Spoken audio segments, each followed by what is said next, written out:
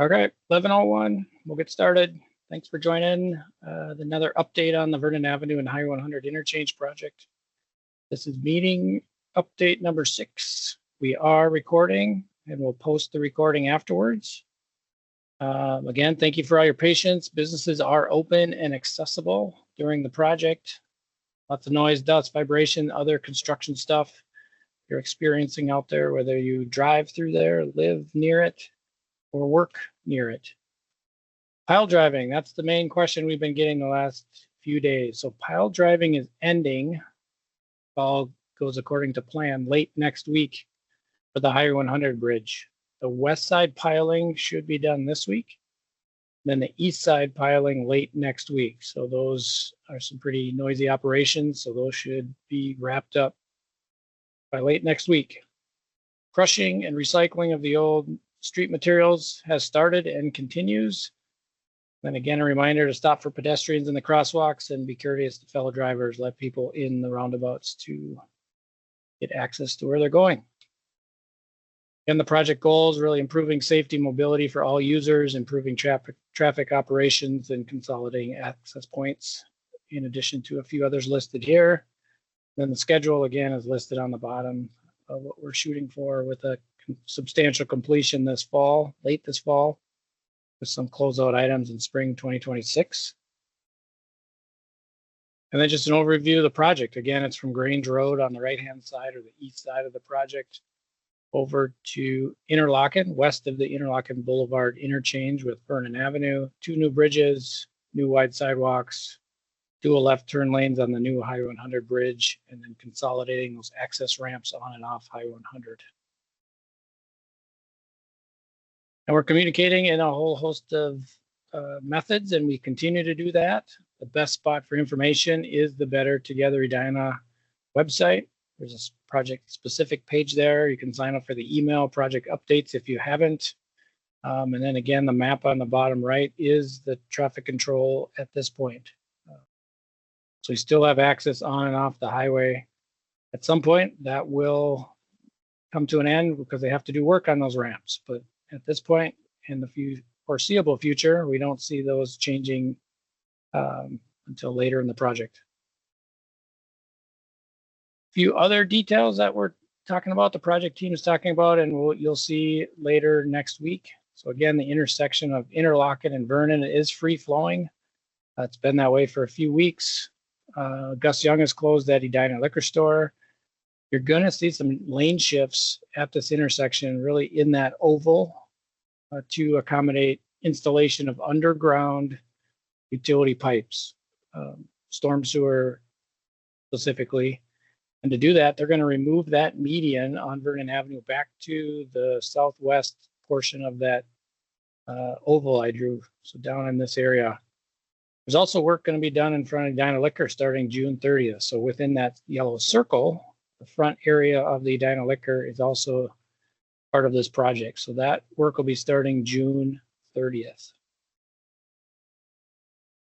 And then I just have a whole bunch of construction photos to share with people that don't have access, maybe don't live in the area and are interested. So this is a photo looking west from Grange Road, looking back through the project and all the various cranes that are set up to do the work on this project. Then here's some pictures of that median work on Highway 100. Very few of us have access to this area. So the picture on the left are the concrete forms for that barrier down the center and the bridge pier down the center of Highway 100. Then that same area on that right-hand photo, just at the start of that work. What's interesting, you can see that white tank. That's a water tank to help cool the concrete because they poured so much concrete. They're trying to keep the temperatures within the standards for proper curing of that concrete. They have alerts set up on their phones if this thing gets close to some temperature readings or some difference in temperatures. They can go out there and address the situation and make sure this is being constructed to all the specifications. So kind of a nice, interesting thing there happening in the median area of Highway 100. Photo on the left is again just a different view looking back south of that same work in the median. Photo on the right is all those steel piles that are being driven on the east side of the highway near Grange Road. So these are the piles that'll be done late next week to support the bridge on the east side of Highway 100.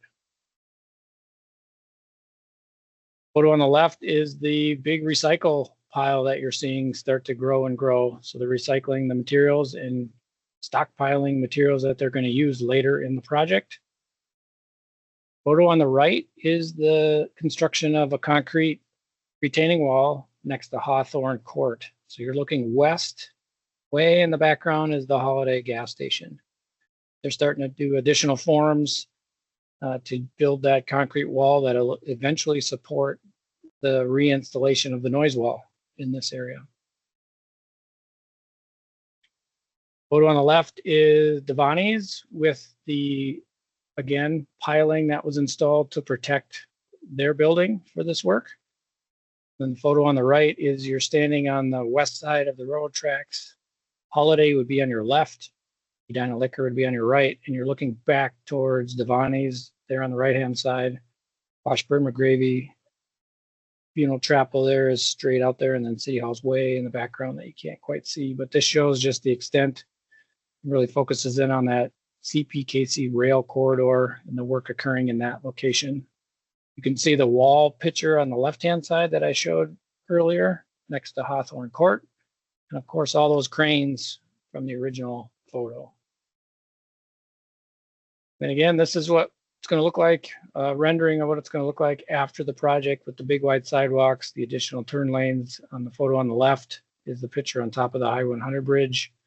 And then the rendering on the right is what it would look like from the highway side. So again, we haven't been getting a lot of questions this week, emails in the last 2 weeks. Those are kind of the things that I've heard. I'd open it up for questions right now. If you want to add any questions in the chat, feel free to start adding those. And I can answer those with our remaining time here. So I'll give people a few minutes here to type any questions you have in there. We got a question about the train blowing the whistle. This is not due to the construction project. So the question is the train blowing the whistle more frequently at night due to the road construction along the railroad tracks? No, that's not. The rail company changed operations about a year ago. They were running more trains at night or day. They have a 15 to 20 second horn blowing procedure that they must do on every crossing they encounter. So we have 7 in town. They got to do that same protocol with every crossing. There's one right at 49th Street, just north of this project. There's also a private driveway just south of the project. So train horn is something that's changed prior to this road reconstruction work, and it's a federal requirement that they blow the whistle on every crossing. Sherry, when will Vernon be open to at least limited traffic? Again, that's that we're looking at late fall. They got bridges. They have to build 2 bridges yet. When we get to further into the summer, we'll have more idea on when the beams for the bridges are coming, when they're going to pour the decks, when they're going to do all the stuff, and at what point could we allow traffic back in maybe some portions of this project area. So too early to tell when there may be partial openings of Vernon Avenue.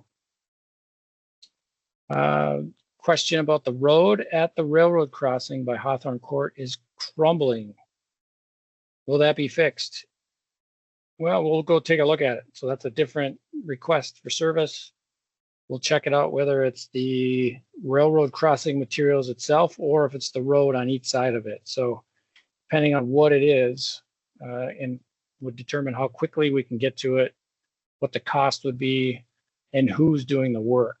So if it's the railroad materials around the tracks, railroad requires the city to purchase those materials.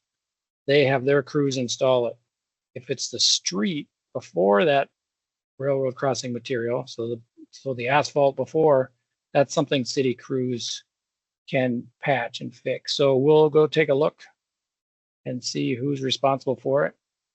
If it's the street, that's something definitely we can do here with Public Works. If it's the railroad material, we Have another one in town we're looking at repairing. We got an estimate for $110,000 just for materials. So that is about 4 times the cost that it was just 4 years ago. So we're struggling a little bit with funding and how to repair some of these railroad crossings. But thanks for the question, Cheryl, and we'll look into that.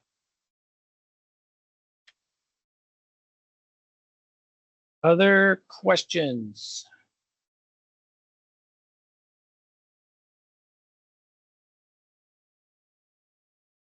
We have an ETA of mechanism coming off Vernon on the Eden Avenue to slow traffic coming around the corner.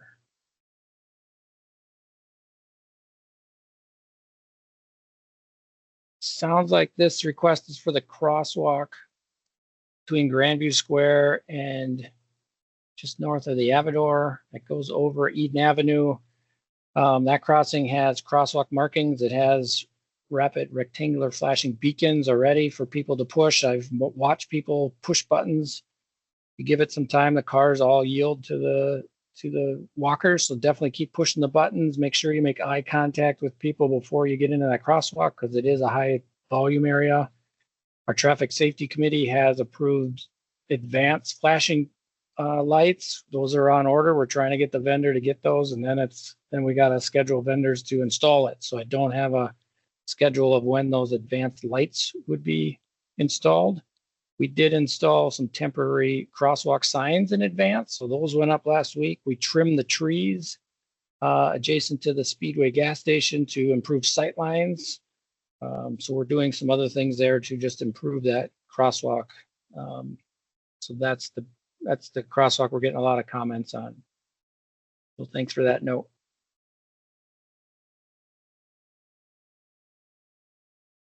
Other questions?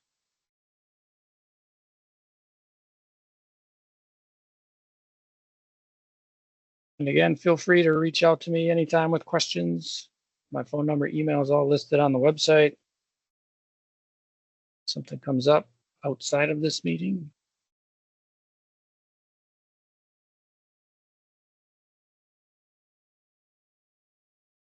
Well, seeing nothing else, nobody else typing in the chat. Thanks, everybody. I'll stop the recording here and then leave the meeting and close the meeting. We'll get this posted online. So if anybody else is interested, let them know to check out the website. Thanks, everybody.